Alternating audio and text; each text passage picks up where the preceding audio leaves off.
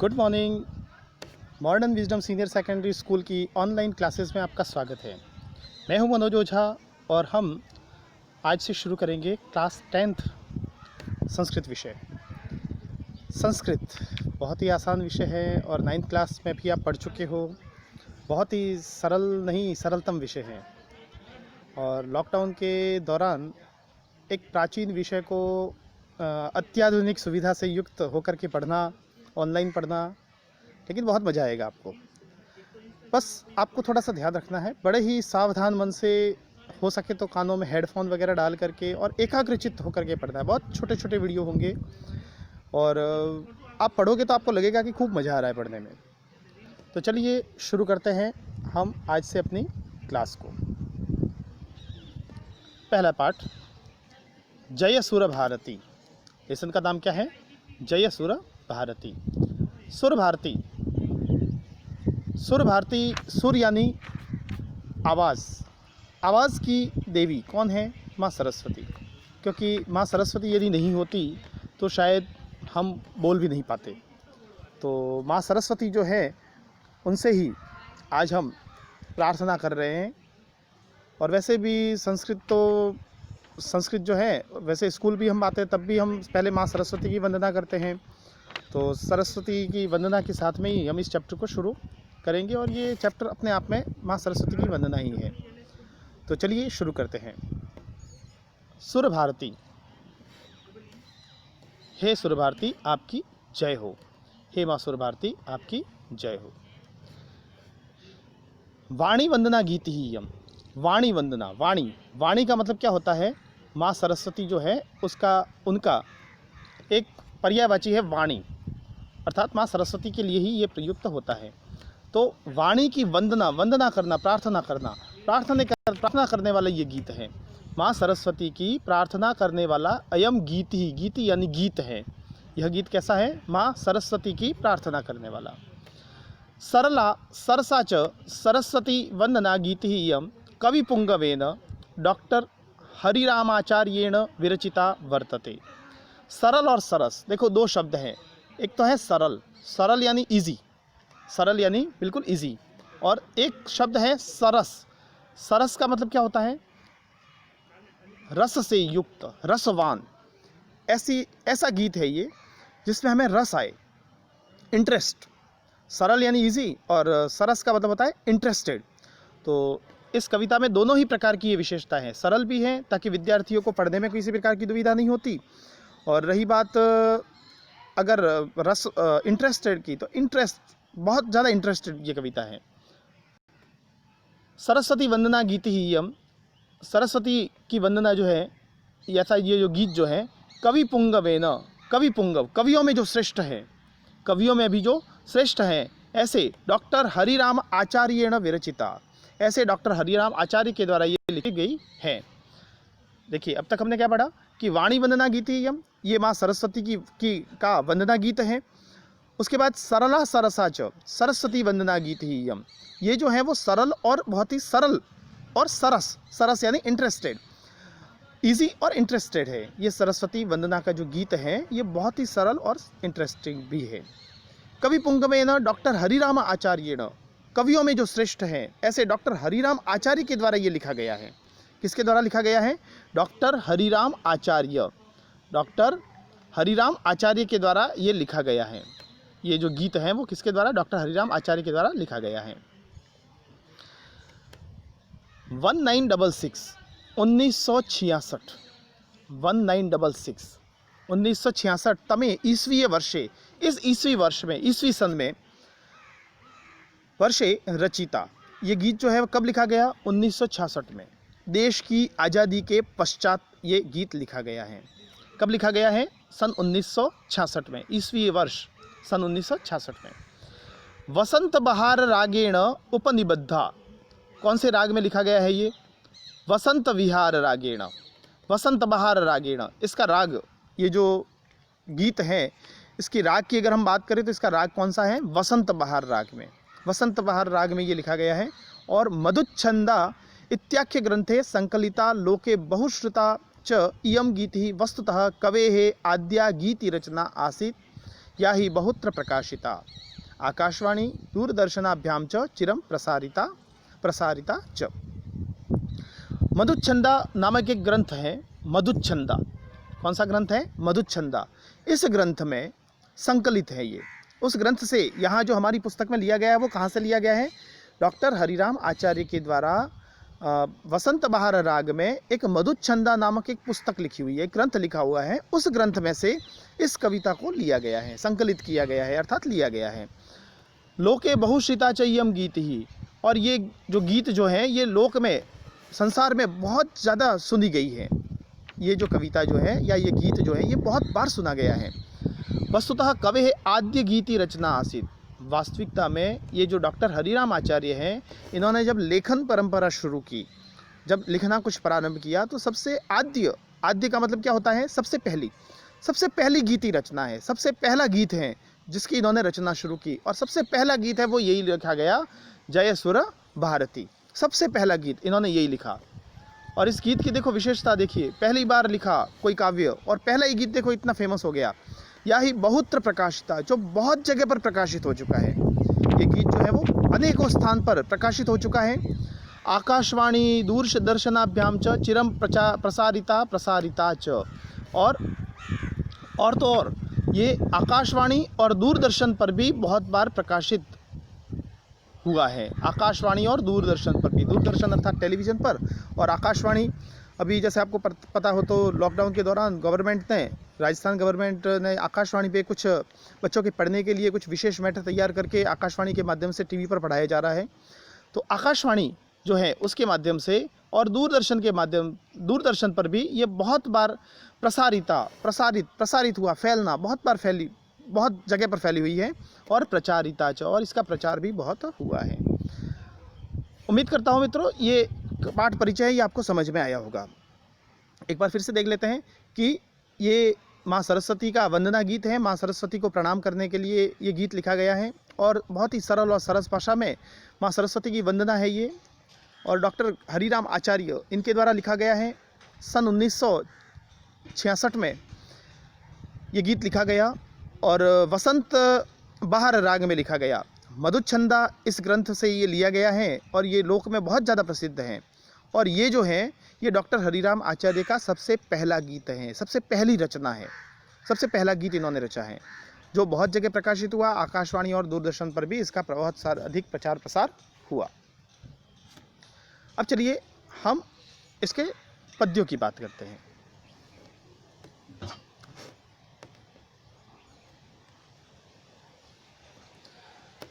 जय जय हे भगवती सुर भारती, तव चरणों प्रणमामः। जय जय हे भगवती सुर भारती, तव चरणों प्रणमामः। नाद ब्रह्ममयी जय वागीश्वरी, शरणं ते गच्छामः।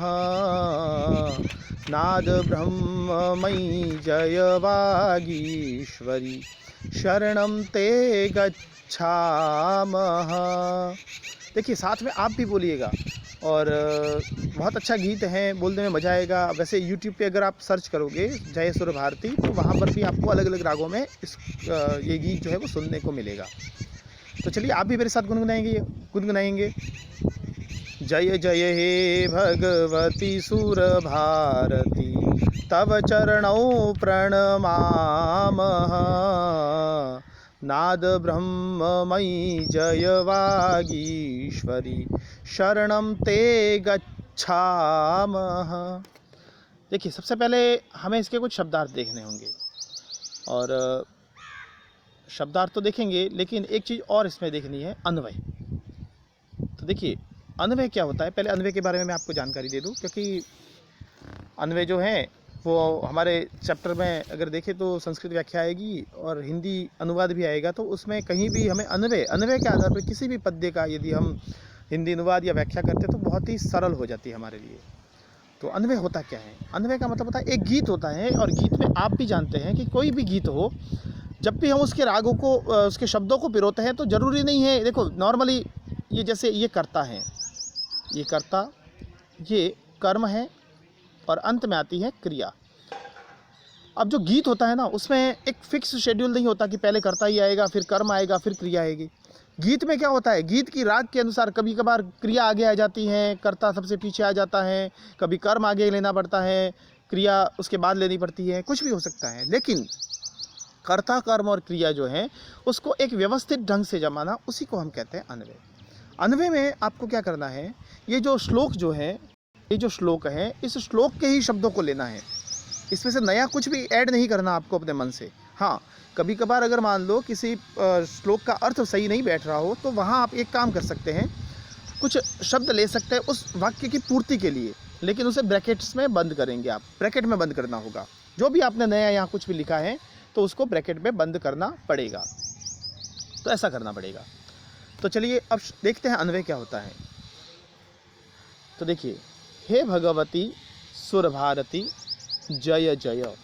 हे भगवती सुर भारती, हे भगवती सुर भारती का मतलब क्या होता है, हे भगवती, हे माँ भगवती। भगवती का मतलब होता है भगवती यानी हे देवी। भगवती का अर्थ क्या होता है, हे देवी। सुर भारती, सुर भारती, सुर यानी शब्द, शब्द की जो अधिष्ठात्री देवी है, किसकी, शब्द की, शब्दों की जो अधिष्ठात्री देवी है, और उस देवी का नाम क्या है, माँ सरस्वती। तो हे सुर भारती,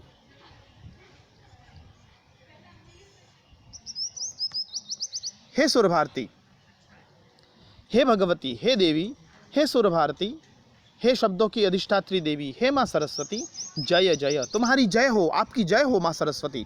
हे माँ सरस्वती, आपकी जय हो। तव चरणों प्रणमामः, तव, तव यानी तुम्हारे, चरणों, अब चरण कितने होते हैं, चरण पैर जो होता है, पैर का सबसे नीचे वाला हिस्सा, जैसे हम शूज़ वगैरह पहनते हैं ना, तो उसमें जो हिस्सा आता है वो हमारा चरण कहलाता है। तो हे माँ सुर भारती, हे सरस्वती देवी, हे शब्दों की अधिष्ठात्री देवी, तव चरणों प्रणमामः। चरण कितने होते हैं, दो होते हैं, पैर दो होंगे तो चरण भी दो होंगे।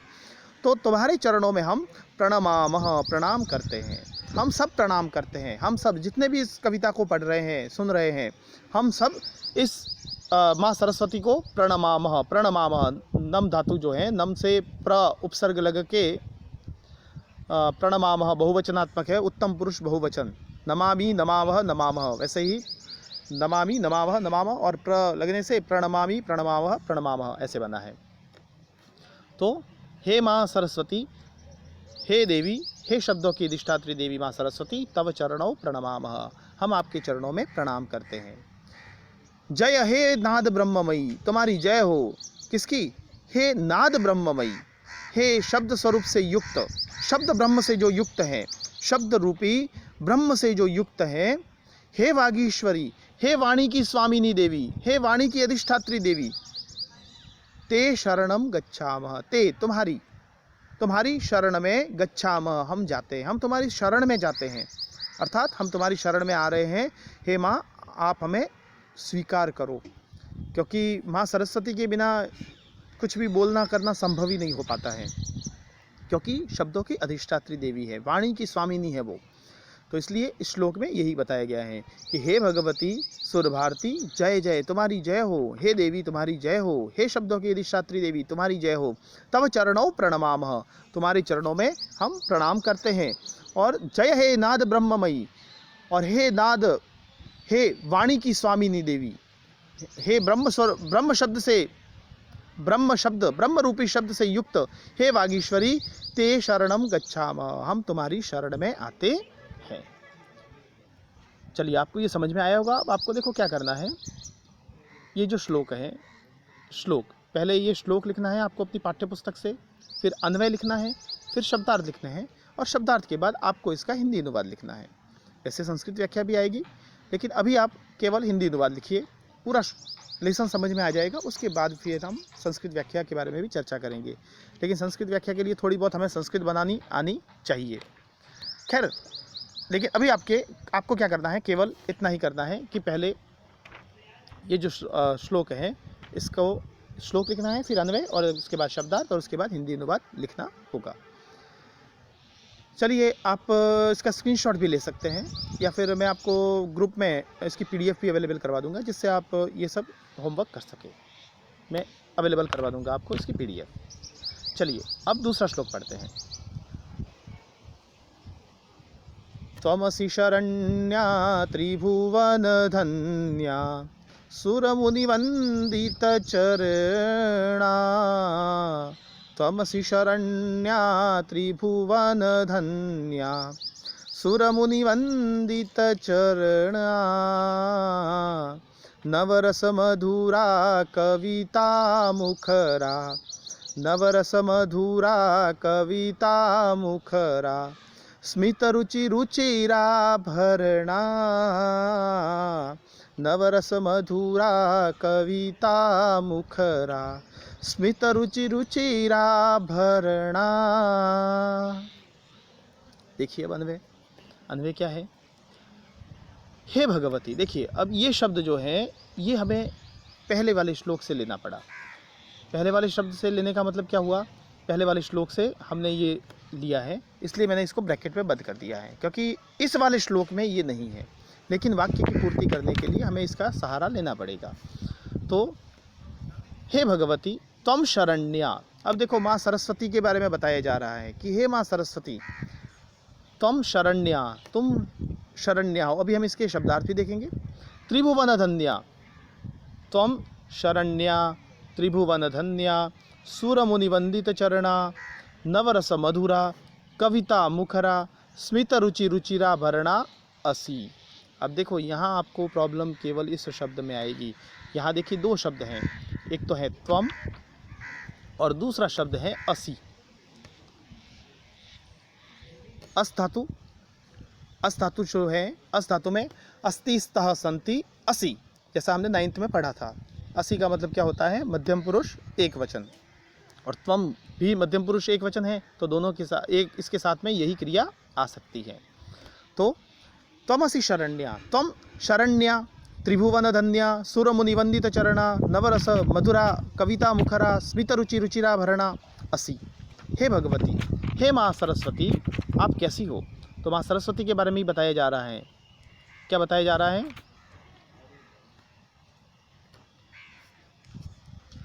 कि हे भगवती, हे माँ सरस्वती, तुम शरण्या, तुम सहारा हो, तुम हम सबका सहारा हो। क्योंकि माँ सरस्वती के बिना देखो, जब तक हमें ज्ञान की प्राप्ति नहीं होती तब तक हम पैसे भी नहीं कमा सकते। बिना ज्ञान के संभव ही नहीं है। तो और संसार में व्यक्ति की पहचान भी वैसे उसकी वाणी से ही होती है, मधुर वाणी से। अगर कोई गाली वगैरह बोल रहा हो, गाली गलौज कर रहा हो, तो क्या कोई व्यक्ति उसको बुलाना पसंद करेगा क्या? बिल्कुल नहीं। तो माँ सरस्वती से कहा जा रहा है कि तुम शरण्या, तुम सबकी शरण हो, शरण देने वाली हो। तुम कैसी हो? सहारा हो, सहारा देने वाली हो। त्रिभुवन धन्या, तीनों लोकों में श्रेष्ठ हो। 3 लोक हैं। 3 लोक कौन कौन से? आकाश, धरती जहाँ पर हम रहते हैं, और एक नीचे पाताल। तीनों लोकों में तुम श्रेष्ठ हो, तीनों लोकों में तुम श्रेष्ठ हो। क्योंकि हमारे विचारों, हमारे मन में जो विचार आते हैं, उन विचारों को आदान प्रदान करने का हमारा जो एकमात्र सहारा है वो क्या है? वाणी। उसके माध्यम से ही, बाकी इशारों के माध्यम से शायद मैं क्या इशारा कर रहा हूँ और आप उस इशारे को क्या समझ रहे हो, शायद समझ में नहीं आएगा। लेकिन वाणी के माध्यम से हम अपने विचारों का आदान प्रदान कर सकते हैं, और वो आदान प्रदान करने का माध्यम जो है वो माँ सरस्वती के द्वारा ही हमें प्राप्त होता है। तो त्वमसि शरण्या, तुम शरण देने वाली हो, सहारा देने वाली हो। त्रिभुवन धन्या, और तीनों लोकों में श्रेष्ठ हो। त्रिभुवन, त्रिभुवन, 3 भुवनों में, तीनों लोकों में धन्य हो, श्रेष्ठ हो। सुर मुनि वंदित चरणा। देखो सुर, सुर का मतलब होता है देवता। सुर यानी देवता या देव, और मुनि, मुनि यानी ऋषि मुनि।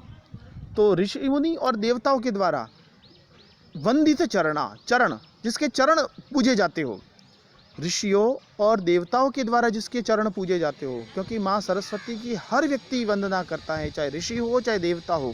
क्योंकि माँ सरस्वती के बिना कुछ भी संसार की हम कल्पना भी नहीं कर सकते। क्योंकि जब हमें बोलना ही नहीं आएगा तो हम क्या करेंगे। और वैसे जब इंसान सभ्य नहीं था, ये आपने हिस्ट्री में पढ़ा होगा, जब बोलना नहीं जानता था, लिपि जो है वो नहीं बनी थी, उस समय क्या होता था? वो केवल आवाज़ों के माध्यम से, लेकिन जीवन कैसा था? पशु तुल्य ही तो था। तो इसलिए हमें क्या करना है, माँ सरस्वती जो है वो कैसी है, देवताओं और मुनियों के द्वारा पूजित हैं। और फिर आगे कौन सी विशेषता बताई गई है माँ सरस्वती की, नवरस मधुरा। नवरस, 9 रस होते हैं। हिंदी या संस्कृत साहित्य जो पढ़ा है उसको पता रहता है कि रस कितने होते हैं, 9 रस होते हैं। 9 रस कौन कौन से, श्रृंगार रस है, करुण रस है, विभत्स रस है, इस प्रकार से टोटल 9 रस होते हैं। तो 9 रसों से युक्त हैं, हर प्रकार का रस है माँ सरस्वती। माँ सरस्वती जो है वो 9 के 9 रसों से युक्त है। रस 9 ही होते और सारे रसों से युक्त है माँ सरस्वती। नवरस मधुरा, और नवरस से युक्त होकर के मधुर स्वभाव वाली है। हर व्यक्ति का अलग अलग, तो 9 रसों से युक्त होकर के वो कैसे है, स्वभाव वाली है, मधुर स्वभाव वाली है। कविता मुखरा, कविता कोई पद्य, उससे मुखरा मतलब शब्दायमान, कविता के रूप से वो शब्दायमान है, उसे गाया जा सकता है। स्मित रुचि का मतलब क्या होता है, मंद मुस्कान से युक्त छवि वाली, मंद मुस्कान, हल्की सी मुस्कान, स्माइलिंग फेस, और ऐसे चित्र वाली हैं। छवि का मतलब होता है चित्र। तो माँ सरस्वती जो है, आप कभी भी माँ सरस्वती की अगर प्रतिमा देखेंगे, कोई तस्वीर देखेंगे, तो आप उसमें देखेंगे कि माँ सरस्वती की जो माँ सरस्वती जो है उनकी जो तस्वीर है, उस तस्वीर में हमेशा उनके चेहरे पर हल्की सी स्माइलिंग होती है, स्माइलिंग फेस होता है। तो माँ सरस्वती जो है वो मंद मुस्कान युक्त छवि से युक्त हैं, और स्मित रुचिराभरणा, सुंदर आभूषणों से युक्त, जिसका आभूषण जो कैसा है, मंद छवि से। देखो माँ सरस्वती का आभूषण है वो क्या है, मंद छवि से युक्त मुस्कान वाली छवि, यही उनका आभूषण है। ऐसे सुंदर आभूषणों से युक्त माँ सरस्वती जो है, हम उनकी वंदना करते हैं। फिर से एक बार देखेंगे श्लोक का अर्थ। त्वमसि शरण्या त्रिभुवन धन्या सुरमुनि वंदित चरणा नवरस मधुरा कविता मुखरा स्मित रुचि रुचिराभरणा। तो क्या है इसका मतलब कि हे भगवती, हे माँ सरस्वती, तुम शरण्या, तुम सहारा देने वाली हो, त्रिभुवन धन्या, तीनों लोकों में श्रेष्ठ हो, सुर मुनि वंदित चरणा, देवता और ऋषि भी जिसकी पूजा करते हैं, जिसके चरणों को पूजते हैं, ऐसी अर्थात उनके द्वारा भी पूजित चरणों वाली हो। नवरस मधुरा, 9 रसों से युक्त हो, 9 रसों से मधुर स्वभाव वाली। कविता मुखरा, कविता के द्वारा शब्दायमान हो, कविता के द्वारा जिसे गाया जा सकता है। और स्मित रुचि रुचिराभरणा, मंद मुस्कान से युक्त छवि वाले आभूषणों से युक्त हो, अर्थात जिसके फेस पर उसका गहना क्या है, माँ सरस्वती का गहना यही है कि उसकी मुस्कान जो है वो मंद छवि से, हल्की सी मुस्कान उसके चेहरे पर है माँ सरस्वती के। ऐसी मंद छवि से युक्त वाली हे माँ सरस्वती आप हो, और ऐसी सरस्वती माँ को हम क्या करते हैं, हम प्रणाम करते हैं। मित्रों, आपको समझ में आ रहा होगा, और घर पर बैठ कर के पढ़ना है। अभी 31 जुलाई तक तो हमारी राज्य सरकार का भी आदेश है कि बिल्कुल भी घरों से बाहर नहीं निकलना है। कोई विशेष आवश्यक कार्य हो तभी मास्क आदि लगा करके ही बाहर जाए, अत्यावश्यक कार्य होने पर ही। ऐसे ही घूमने के लिए चले गए स्टूडेंट्स अक्सर देखता हूँ मैं, क्रिकेट खेलने के लिए चले जाते हैं। नहीं, आप घर में रहिए, क्योंकि जब तक घर में हैं तब तक सुरक्षित हैं। तो आज की वीडियो में इतना ही, और जो वर्क करना है वो मैंने आपको समझा दिया। पहले श्लोक लिखना है, फिर अन्वय, अन्वय के बाद शब्दार्थ, शब्दार्थ के बाद उसका हिंदी अर्थ, और हिंदी अर्थ में अच्छे से समझा चुका हूँ। तो मुझे लगता है 10वीं कक्षा के बालकों को लिखवाने की आवश्यकता नहीं होती, आप खुद लिखोगे। एक कॉपी लानी है अभी वर्तमान में, एक कॉपी, और उसमें आपको ये सारा वर्क करना है संस्कृत के लिए। तो बड़ी अच्छी राइटिंग में जमा करके लिखेंगे। और साथ में मैं तो ये कहूँगा कि देखो, बहुत ही कम मैटर आपको उपलब्ध करवाया जा रहा है, तो साथ में आप याद भी करते रहिए, ठीक है। तो जब भी एग्ज़ाम होगा तब हमारे लिए बहुत ही ज़्यादा सहायक भी होगा। तो आज की वीडियो में इतना ही। मिलते हैं एक नए वीडियो के साथ, तब तक के लिए